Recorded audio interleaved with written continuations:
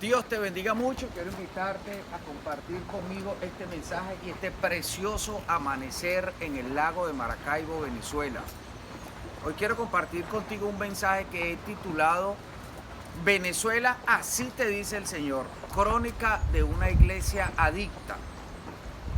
Estaba leyendo un pasaje que está en el libro de Nehemías, específicamente en el capítulo 6, verso 10. Quiero compartirlo contigo y dice de la siguiente manera. Vino luego a casa de Semaías, hijo de Delaía, hijo de Meatabel, porque él estaba encerrado, el cual me dijo, reunámonos en la casa de Dios, dentro del templo, y cerremos las puertas del templo, porque vienen esta noche para matarte. Entonces dije, un hombre como yo ha de huir, y quien fuera que como yo entraría al templo para salvarse la vida, no entraré. Y entendí que Dios no lo había enviado, sino que hablaba aquella profecía contra mí, porque Tobías y Sanbalat lo habían sobornado. Imagínate un profeta metido dentro de la casa de Dios diciendo una palabra que supuestamente venía de parte del Señor y no era tal palabra de procedencia divina, sino que era producto del soborno que había recibido de los enemigos de Nehemías, porque Nehemías estaba edificando el muro de la ciudad. Casi nada. Cuando leí este pasaje, me acordé pues de esos tiempos, de esa Venezuela floreciente, que soy ministro y vivo en Venezuela. De esa Venezuela floreciente por ahí de los años 2011, 2012, que llenaba el Poliedro de Caracas, que llenaba con predicadores, con ministros internacionales que anunciaban tantas cosas y se paraban allá frente a las cámaras. Venezuela, así te dice el Señor, anunciando grandes cambios que llenaron la Plaza de Toros de Maracaibo, llenaron Estadio en Barquisimeto, el Poliedro de Caracas, y se pasearon por nuestras tierras comiendo carne en bar en Barinas, por supuesto, disfrutando del queso llanero, de los patacones maracuchos, del pabellón caraqueño, de las arepas a nivel nacional, de un buen pescado frito, y que salían de nuestra nación con aquellos bolsillos repletos con unas ofrendas copiosas y abundantes, y que anunciaron tantas y tantas cosas, y creo que con excepción de uno de origen costarricense, muy pocas de esas cosas se cumplieron. Sobre todo en el año 2013 y 2017, vi cómo asistí a muchos congresos de esa naturaleza y vi cómo hasta días contados dieron para que viniera un cambio y una transformación sobre mi nación, que está sucediendo, pero que por boca de tantas y tantas de esas personas que hicieron esa cantidad de predicciones no ocurrió. Ahora, ¿dónde están estas personas? Porque me llama la atención que tal como el pasaje, estaban en la casa de Dios, estaban en el templo de Dios, y allí hicieron sus vaticinios,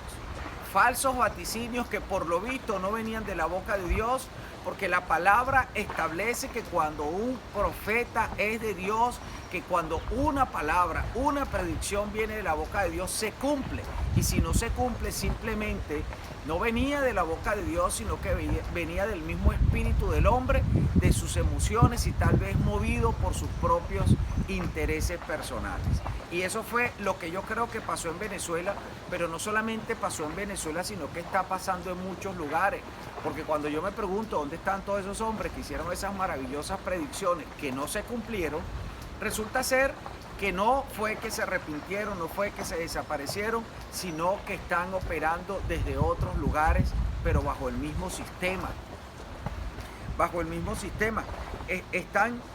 Siguen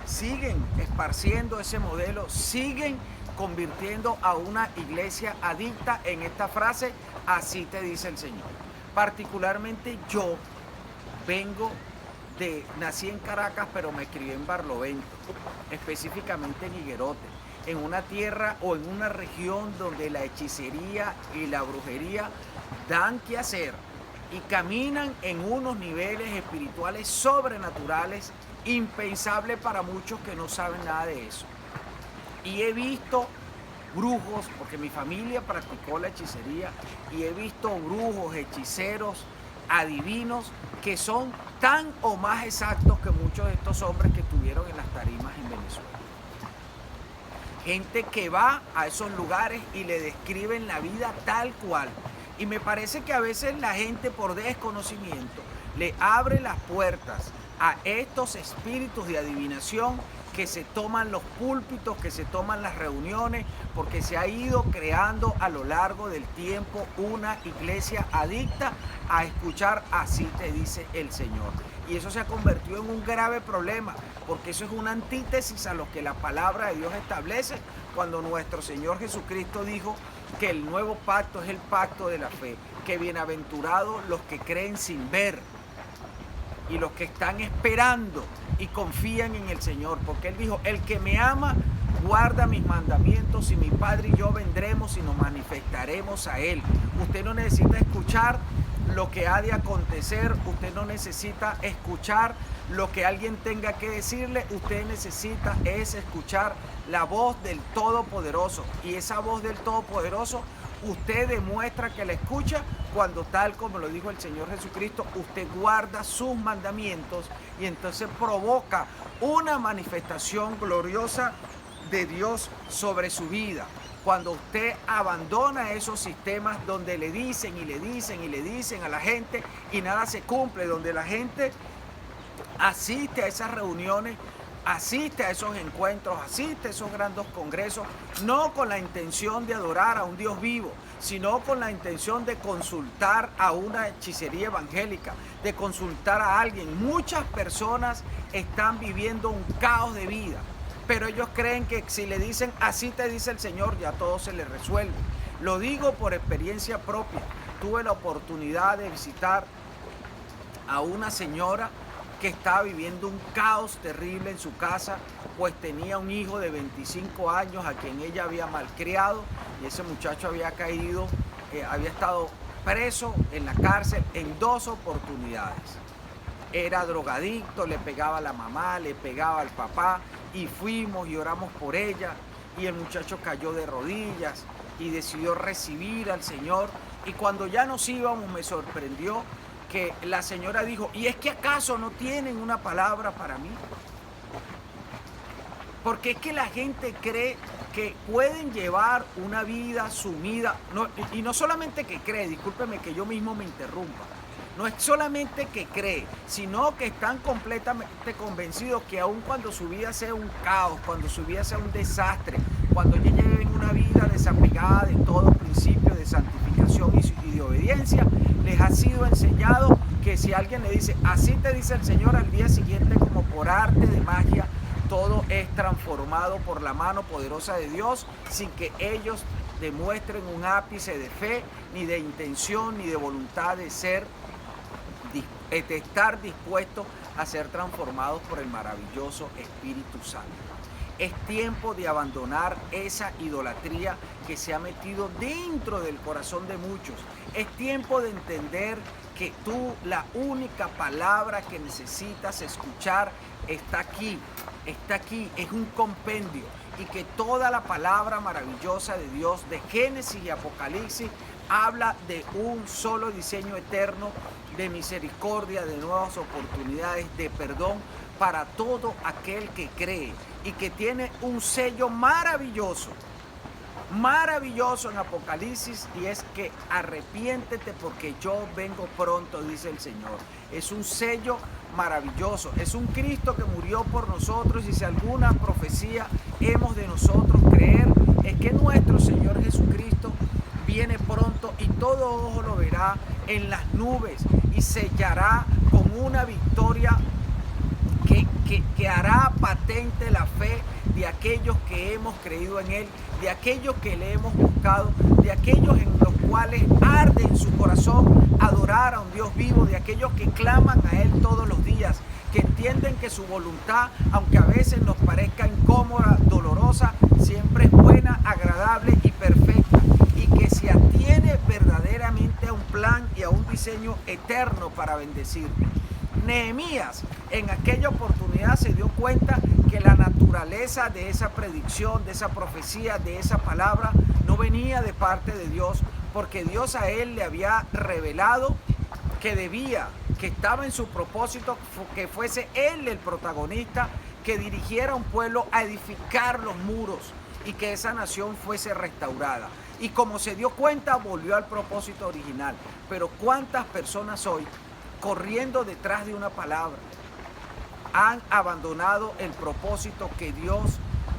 al cual Dios le destinó por estar atado a una palabra falsa, a una mentira falsa? Aún así te dice el Señor que no vino de Dios. ¿Cuántos han abandonado su propósito? ¿Cuántos han abandonado la misma iglesia, el servicio al Señor, porque lo que le dijeron fue una mentira que no se cumplió, y hoy por hoy están frustrados espiritualmente y creen que Dios no cumple y creen que Dios es mentiroso? Amado hermano del Señor, la voz del Espíritu Santo está dentro de ti, y dice la palabra que Dios nos ha entregado un espíritu de revelación y de sabiduría, que conoce lo que está en nuestro corazón, pero también conoce lo que está en el corazón del Padre para nosotros, y ha de revelarnos a cada uno de nosotros de manera personal lo que el Padre ha dispuesto. Ha de movernos en un sentir y en un discernimiento especial. Tú que crees en el Señor estás lleno de ese Espíritu Santo de revelación y de sabiduría, de una sabiduría infinita que no ha sido negada a nadie, y que dice la palabra de Dios que todo el que pide sabiduría abundantemente, el Señor ha de dársela.